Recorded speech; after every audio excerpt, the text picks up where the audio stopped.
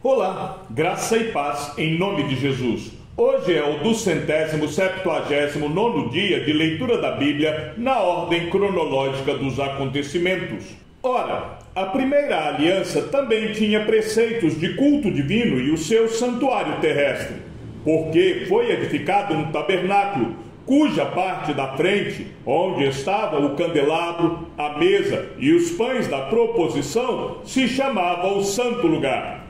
Por trás do segundo véu se encontrava o tabernáculo, que se chama o Santo dos Santos, ao qual pertencia um altar de ouro para o incenso e a arca da aliança, totalmente coberta de ouro, na qual estava uma urna de ouro contendo o maná, o bordão de Arão que floresceu e as tábuas da aliança. Sob a arca estavam os querubins de glória, que com a sua sombra cobriam o propiciatório. Mas destas coisas não falaremos agora com mais detalhes. Ora, depois que foram feitos todos esses preparativos, os sacerdotes entram continuamente no primeiro tabernáculo para realizar os serviços sagrados. Mas, no segundo, o sumo sacerdote entra sozinho uma vez por ano, não sem sangue, que oferece por si e pelos pecados de ignorância do povo. Com isso, o Espírito Santo quer dar a entender que o caminho do santuário ainda não se manifestou, enquanto o primeiro tabernáculo continua erguido. Isso é uma parábola para a época presente, na qual se oferecem dons e sacrifícios, embora estes, no que diz respeito à consciência, sejam ineficazes para aperfeiçoar aquele que presta culto, pois não passam de ordenanças da carne, baseadas somente em comidas, bebidas e diversas cerimônias de purificação, impostas até o tempo oportuno de reforma. Quando, porém, Cristo veio como sumo sacerdote dos bens já realizados, mediante o maior e mais perfeito tabernáculo, não feito por mãos humanas, quer dizer, não desta criação, e não pelo sangue de bodes e de bezerros, mas pelo seu próprio sangue, ele entrou no santuário uma vez por todas e obteve uma eterna redenção. Portanto, se o sangue de bodes e de touros e a cinza de uma novilha, aspergidos sobre os contaminados, os santificam quanto à purificação da carne, muito mais o sangue de Cristo, que, pelo Espírito Eterno, a si mesmo ofereceu sem mácula a Deus, purificará a nossa consciência de obras mortas, para servirmos ao Deus vivo. Por isso mesmo, ele é o mediador da nova aliança, a fim de que os que foram chamados recebam a promessa da herança eterna, visto que houve uma morte para a remissão das transgressões que foram cometidas sob a primeira aliança. Porque onde há um testamento, é necessário constatar a morte de quem o fez. Sim, porque um testamento só é confirmado depois da morte de quem o fez, pois, de maneira nenhuma, um testamento tem força de lei enquanto ainda vive quem o fez. Por isso, nem a primeira aliança foi estabelecida sem sangue, porque, havendo Moisés proclamado a todo o povo todos os mandamentos conforme a lei, pegou o sangue dos bezerros e dos bodes, com água, lã tingida de escarlate e isopo, e aspergiu não só o próprio livro, como também todo o povo, dizendo: este é o sangue da aliança que Deus ordenou para vocês. Igualmente, também aspergiu com sangue o tabernáculo e todos os utensílios do serviço sagrado. De fato, segundo a lei, quase todas as coisas são purificadas com sangue, e sem derramamento de sangue não há remissão.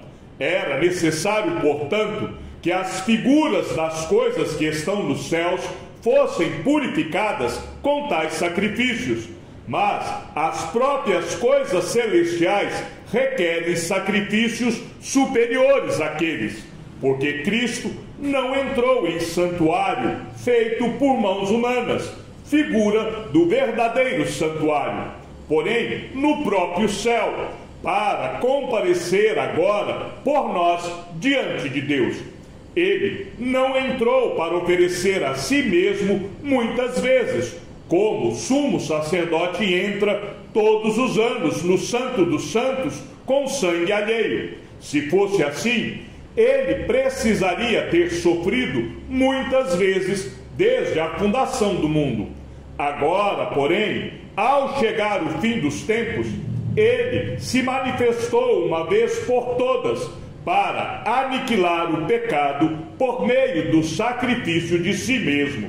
E assim, como aos homens está ordenado morrerem uma só vez, vindo depois disso o juízo, assim também Cristo, tendo se oferecido uma vez por todas para tirar os pecados de muitos, aparecerá segunda vez, não para tirar pecados, mas para salvar aqueles que esperam por ele.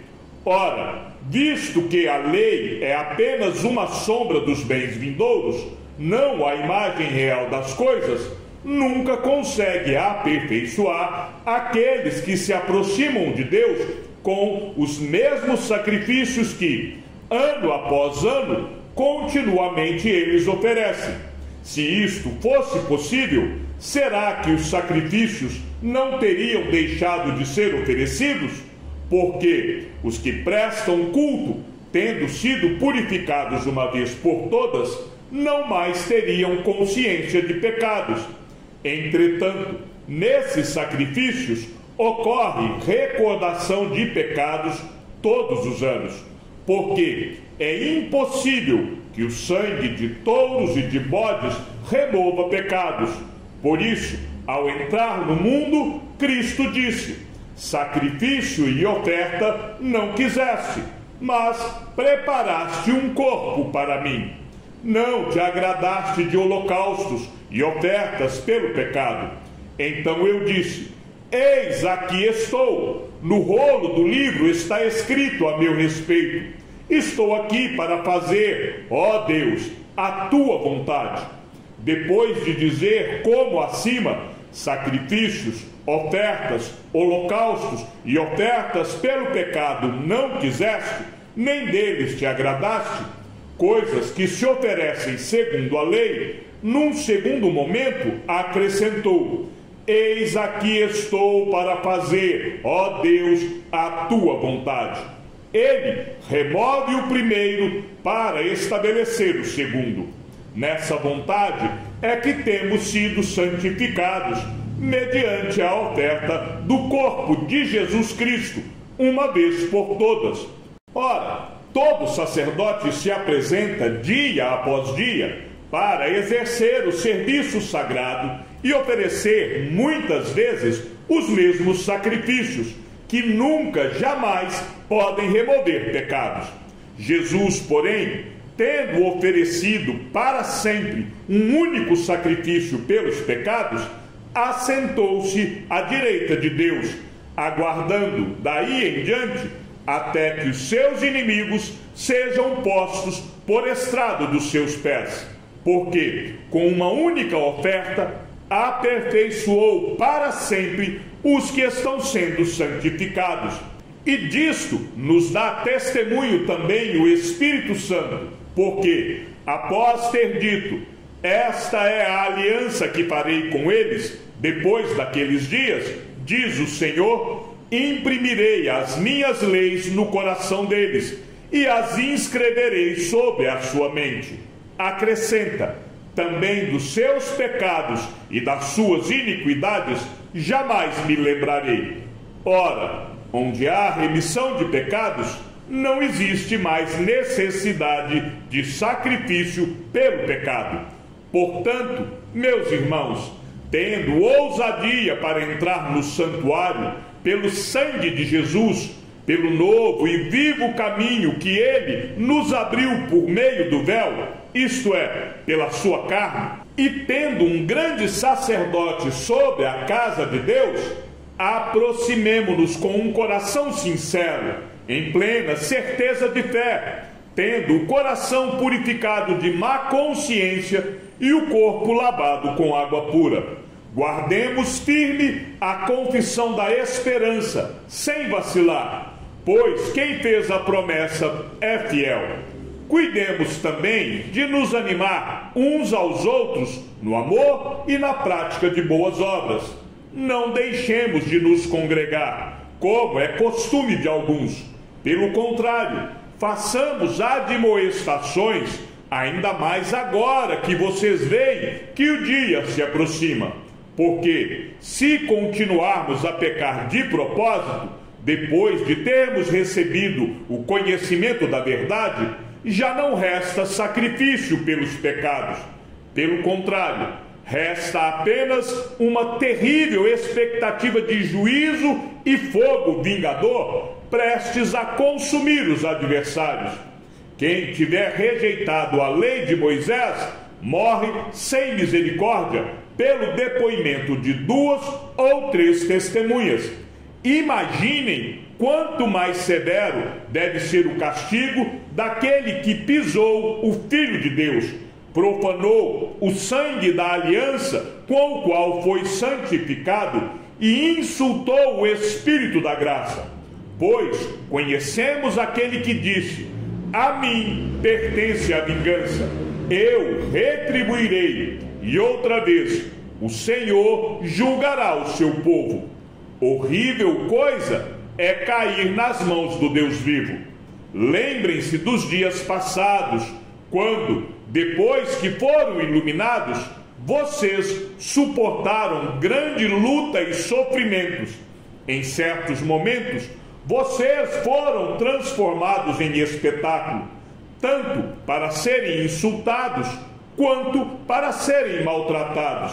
Em outros, vocês se tornaram coparticipantes com aqueles que foram tratados assim, porque vocês não apenas se compadeceram dos encarcerados, mas também aceitaram com alegria a expoliação dos seus bens, porque sabiam que tinham um patrimônio superior e durável. Portanto, não percam a confiança de vocês, porque ela tem grande recompensa.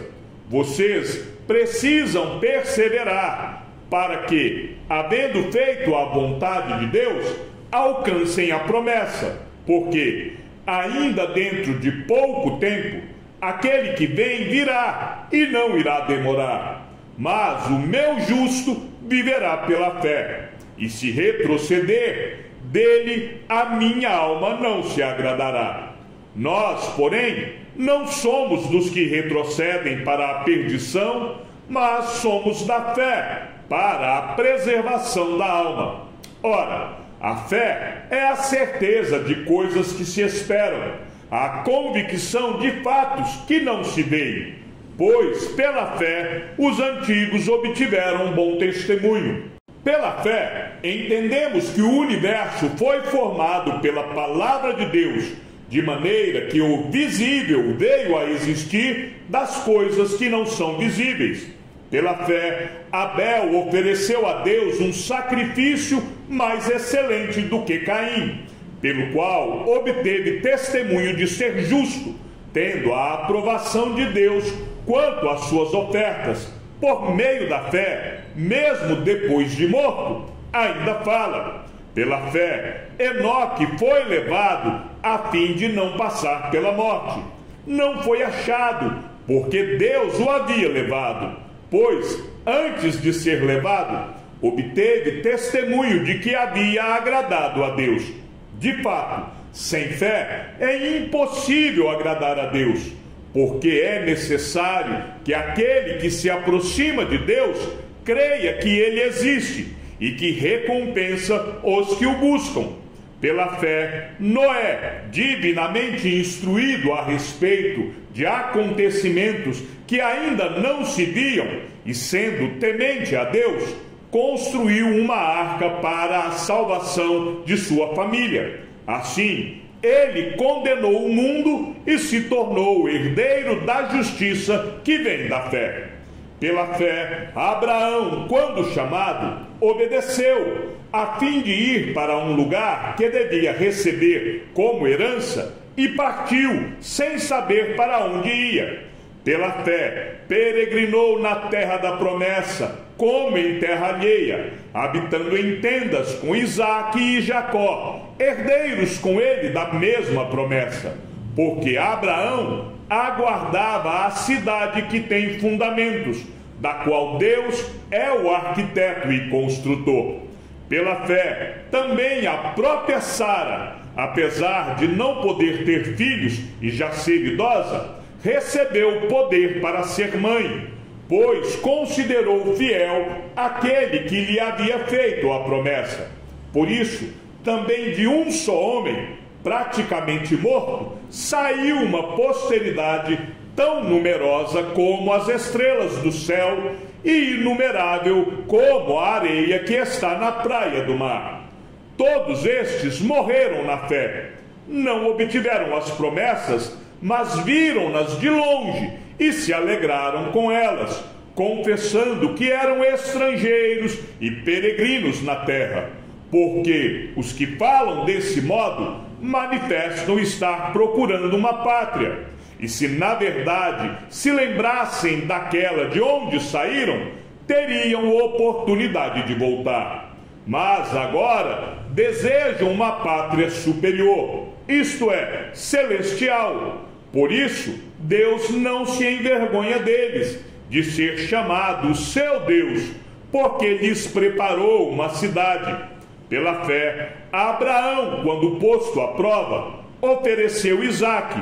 Aquele que acolheu as promessas de Deus estava a ponto de sacrificar o seu único filho, do qual havia sido dito: a sua descendência virá por meio de Isaque.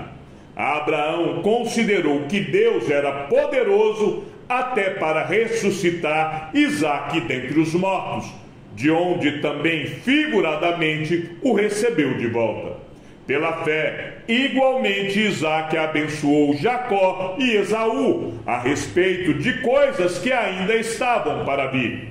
Pela fé, Jacó, quando estava para morrer, abençoou cada um dos filhos de José e, apoiado sobre a extremidade do seu bordão, adorou a Deus.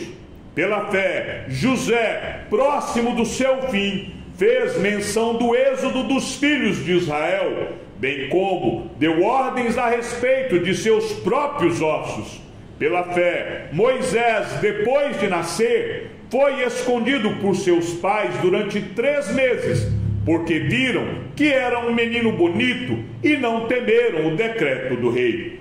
Pela fé, Moisés, sendo homem feito, recusou ser chamado filho da filha de Faraó, preferindo ser maltratado junto com o povo de Deus a usufruir prazeres transitórios do pecado. Ele entendeu que ser desprezado por causa de Cristo era uma riqueza maior do que os tesouros do Egito, porque contemplava a recompensa. Pela fé, Moisés abandonou o Egito, não ficando amedrontado com a ira do rei, pois permaneceu firme como quem vê aquele que é invisível. Pela fé, celebrou a Páscoa e o derramamento do sangue, para que o exterminador não tocasse nos primogênitos dos israelitas. Pela fé, os israelitas atravessaram o Mar Vermelho como por terra seca. Quando os egípcios tentaram fazer o mesmo, foram engolidos pelo mar. Pela fé, ruíram as muralhas de Jericó, depois de rodeadas por 7 dias. Pela fé, Raabe, a prostituta, não foi destruída com os desobedientes, porque acolheu os espias com paz. E que mais direi? Certamente me faltará o tempo necessário para falar de Gideão, de Baraque, de Sansão, de Jefité, de Davi, de Samuel e dos profetas, os quais, por meio da fé, conquistaram reinos, praticaram a justiça, obtiveram promessas, fecharam a boca de leões, extinguiram a violência do fogo, escaparam de ser mortos à espada, da fraqueza tiraram força, fizeram-se poderosos na guerra, puseram em fuga exércitos estrangeiros. Mulheres receberam pela ressurreição seus mortos. Alguns foram torturados, não aceitando seu resgate, para obterem superior ressurreição. Outros, por sua vez, passaram pela prova de zombarias e açoites, sim, até de algemas e prisões. Foram apedrejados, cerrados ao meio, mortos ao fio da espada. Andaram como peregrinos, vestidos de peles de ovelhas e de cabras. Passaram por necessidades, foram afligidos e maltratados. O mundo não era digno deles. Andaram errantes pelos desertos, pelos montes, pelas covas, pelos antros da terra. Todos estes, mesmo tendo obtido bom testemunho por meio da fé, não obtiveram a concretização da promessa, porque Deus tinha previsto algo melhor para nós, para que eles, sem nós, não fossem aperfeiçoados. Chegamos ao fim da leitura de nosso 279º dia. Que o Senhor seja com o teu espírito e que a graça seja com todos os que amam sinceramente a nosso Senhor Jesus Cristo. E ao Deus único e sábio seja dada toda a glória, e que a sua vida seja sempre para mais em Cristo Jesus. Um forte abraço e até amanhã, se assim o Senhor nos permitir.